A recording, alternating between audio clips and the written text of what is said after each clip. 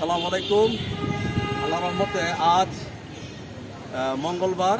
আজকের ওয়েদারটা একটু গরম কম এই কারণে বৃষ্টি হচ্ছে না এরকম। তাই এই ওয়েদারে চিন্তা করলাম একটু পিঠেতে কাজ করা যাবে। আল্লাহর রহমতে আজকে আমরা কিছু জিগ জাক এবং কিছু পাওয়ার এবং রানিংয়ের কিছু কাজ আমরা একসাথে করবো ইনশাল্লাহ। আপনারা দেখতে থাকুন। কি পারবো আমরা ইনশাল্লাহ।